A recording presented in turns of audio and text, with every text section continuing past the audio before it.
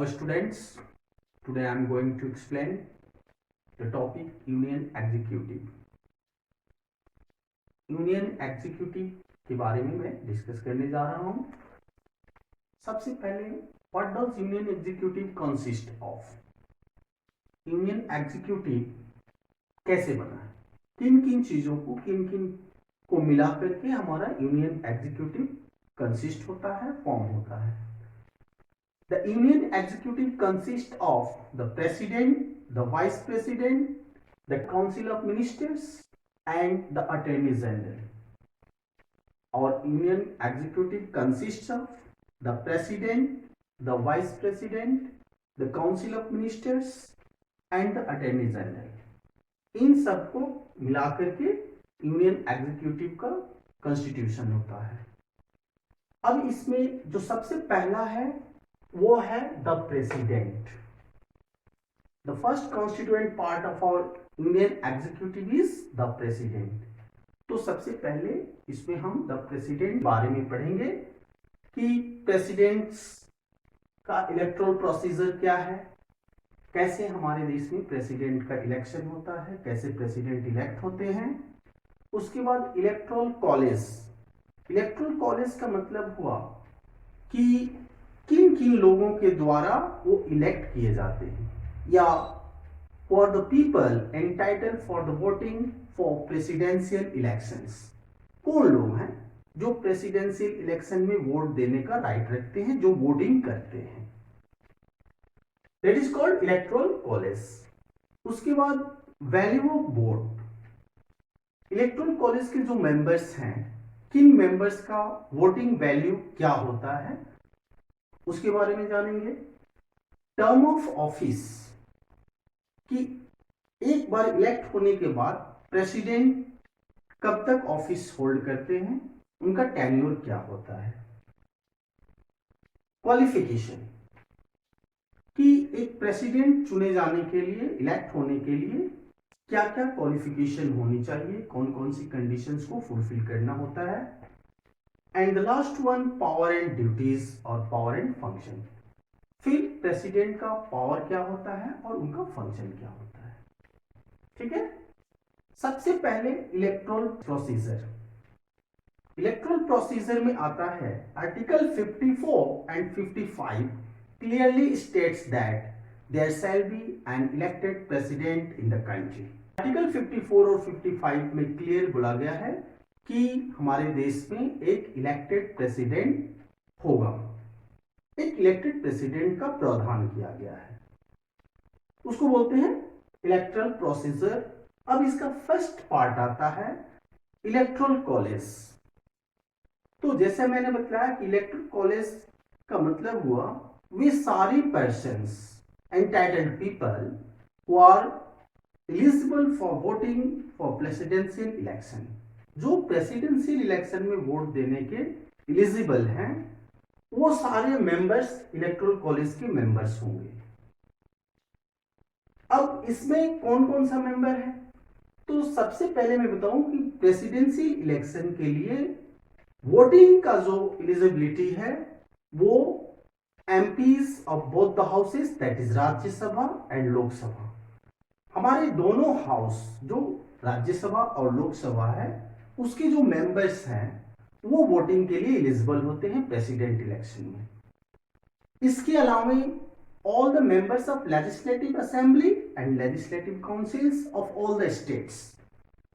देश के जितने भी स्टेट्स हैं वहां के जो elected members of legislative assembly and legislative council वो वोट देने के एलिजिबल होते हैं।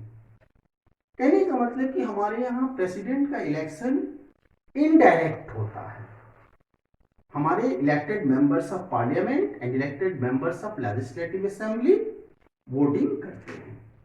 तो यह हुआ इलेक्टोरल कॉलेज। अब वोटिंग वैल्यू क्या है, तो वोटिंग वैल्यू जो इलेक्टेड मेंबर्स ऑफ पार्लियामेंट हैं उनके लिए अलग फॉर्मूला है, और जो elected members of legislative assembly हैं उनके वोटिंग वैल्यू निकालने का अलग फॉर्मूला है।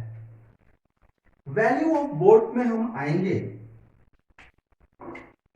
Value of vote, value of vote of MLAs. जो इलेक्टेड एमएलएस हैं प्रेसिडेंशियल इलेक्शन में, उनके वोट का वैल्यू क्या है।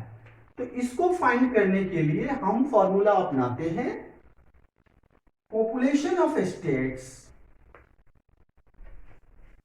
population of states by elected members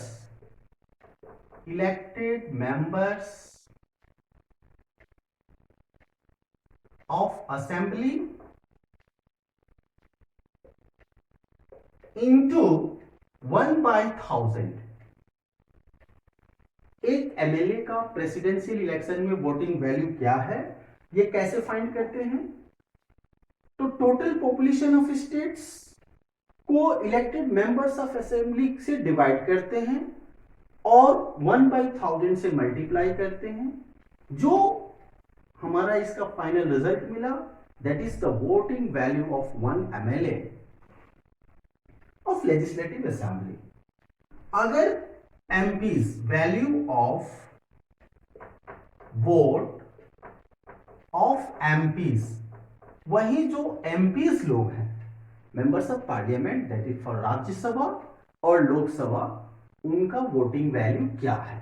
तो उनका वोटिंग वैल्यू फाइंड करने के लिए हम फॉर्मूला अपनाते हैं total number of votes assigned, total number of vote assigned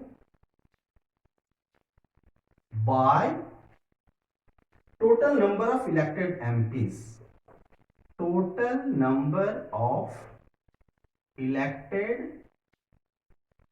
MPs, ये हुआ MPs के वोट का वैल्यू फाइंड करने के लिए।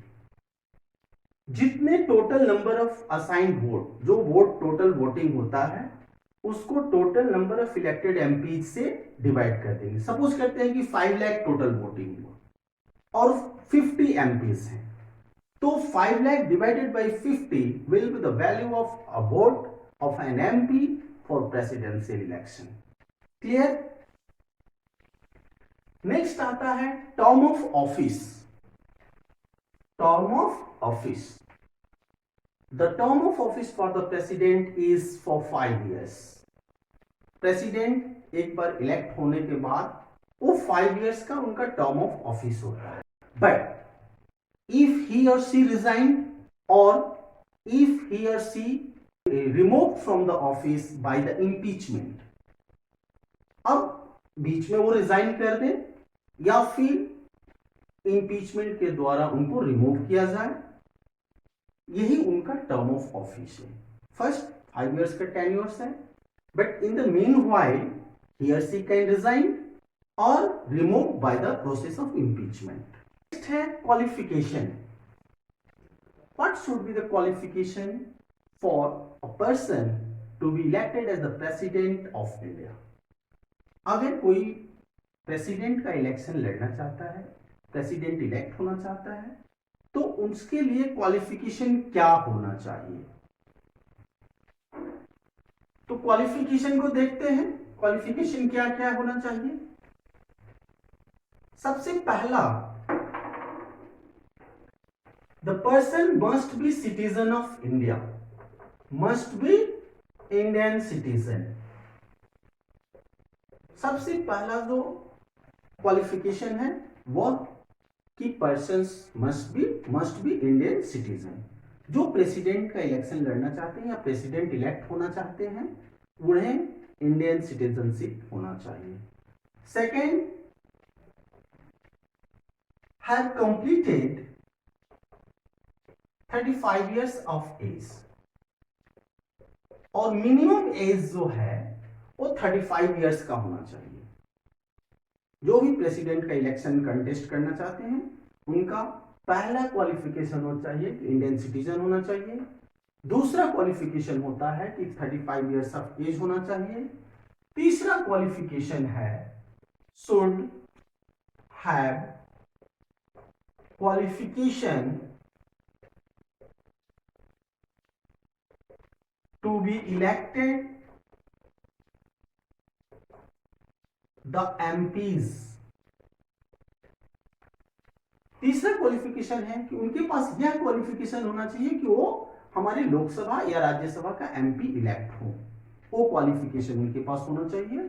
And the fourth one is he she should not hold any office of profit,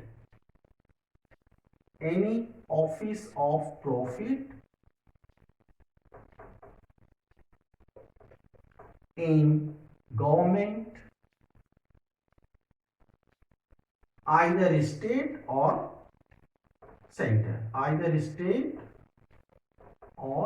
in center।